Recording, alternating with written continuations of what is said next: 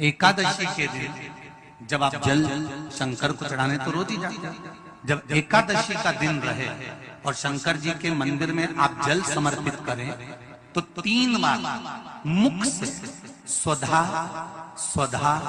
स्वधा या स्वधा स्तोत्र का पाठ, जिसमें 12 श्लोक कि मात्र एकादशी का व्रत कर लेने पर, मात्र एकादशी का व्रत कर लेना, जो पूर्व में किया गया हमारा पाप कर्म है, हमने किसी जीव की हत्या करी है, हमने किसी को कष्ट प्रदान करा है, हमने किसी को अपशब्द कहा है, हमने किसी को ताने दिए, हमने किसी को आड़ा टेढ़ा कहा है, हमने किसी को गालियां दे दी है, मात्र एकादशी का व्रत ही कर लेने पर ये सारे जो दोष हैं वो समाप्त हो जाते हैं। सबसे पहला नियम एकादशी व्रत का, सबसे पहला नियम है कि आप जिस दिन व्रत करो उसके एक दिन पहले भक्ति का संचार इस हृदय में कर लो। भक्ति का संचार इस हृदय में कर लीजिए। जिस दिन आप व्रत करो, जैसे एकादशी का व्रत कर रहे हो तो दशमी के दिन शाम का समय जब आवे, रात्रि जब होने लगे, शाम का समय आवे और रात्रि का आप जब भोजन ग्रहण करो तो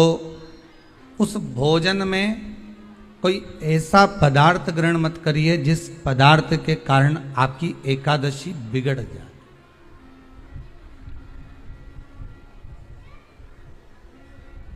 कोई बेकार भोजन हमें ग्रहण नहीं करना, श्रेष्ठ भोजन ग्रहण करिए दशमी के। और एकादशी का दूसरा नियम बहुत ध्यान से सुनिएगा।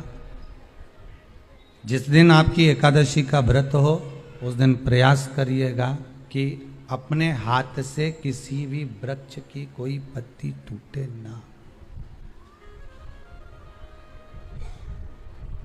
अपने हाथ से किसी भी वृक्ष की, पौधे की, किसी भी वृक्ष की पत्ती अपने हाथ से ना टूटे। बहुत ध्यान दीजिएगा महाराज। एकादशी का ये दूसरा नियम है कि अपने हाथ से किसी पौधे की, किसी वृक्ष की, किसी डाली की कोई पत्ती टूटे ना, कोई पत्ती ना टूटे, इसका प्रयास करिए।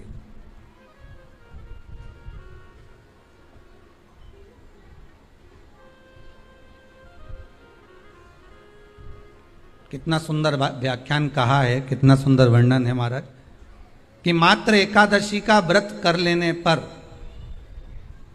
मात्र एकादशी का व्रत कर लेने पर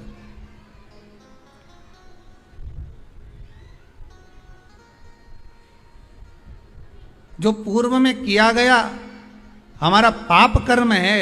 हमने किसी जीव की हत्या करी है, हमने किसी को कष्ट प्रदान करा है, हमने किसी को अपशब्द कहा है, हमने किसी को ताने दिए, हमने किसी को आड़ा टेढ़ा कहा है, हमने किसी को गालियां दे दी है, मात्र एकादशी का व्रत ही कर लेने पर ये सारे जो दोष हैं वो समाप्त हो जाते हैं।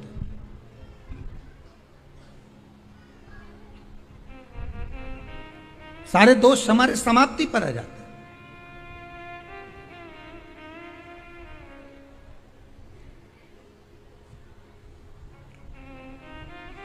अब एक विचार करिएगा थोड़ा सा अपने मन में, अपने चित्त में, अपनी वृत्ति में एक बात उतारिएगा। एक अपने मन में एक बात को उतार कर रखिएगा कि आप अपने पाप को, अपने पाप कर्म को जिस दिन छिन्न करने वाले हो, समाप्त करने वाले हो, अपने पाप को आप जिस दिन समाप्ति पर लेकर जा रहे हो तो उसके एक दिन पहले आपको प्रसन्नता होना चाहिए कि नहीं होना चाहिए कि कल मेरा पाप कटने वाला है, कल मेरा पाप समाप्त होने वाला है, जो मैंने पाप कर्म करा है वो समाप्त होगा, जो मैंने पाप कर्म करा है वो कल समाप्त हो जाएगा। तो एक दिन पहले आपके चेहरे पर प्रसन्नता हो कि ना हो?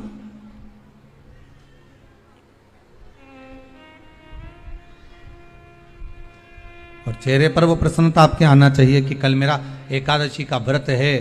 आज दशमी है, कल एकादशी का व्रत है, तो कल मेरी जब एकादशी का व्रत रहेगा तो मेरा ना जाने कितना कितना पाप, कितना कितना असत्य, कितना कितना झूठ, कितना कितना प्रपंच वो समाप्त हो जाएगा। इसमें मुझे प्रसन्नता हो, इसमें मुझे आनंदता हो।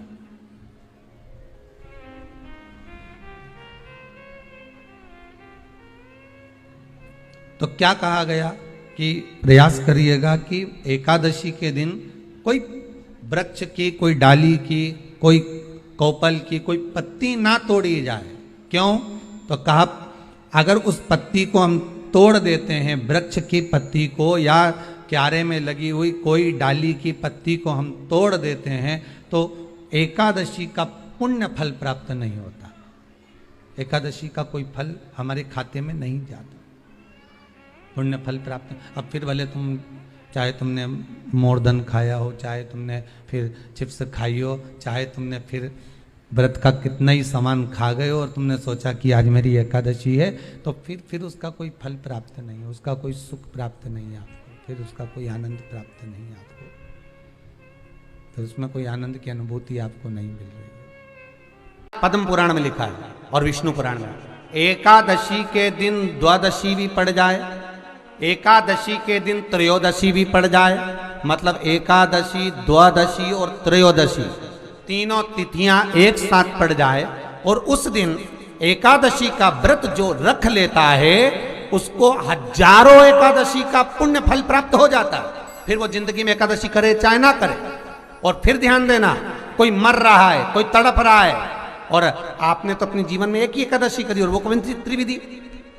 और मान लो कोई मर रहा है तो आप उसमें से अपनी एकादशी में से आप 5 एकादशी दे सकते, भले आपने एक करी हो, क्योंकि आपने हजारों कर ली एक साथ।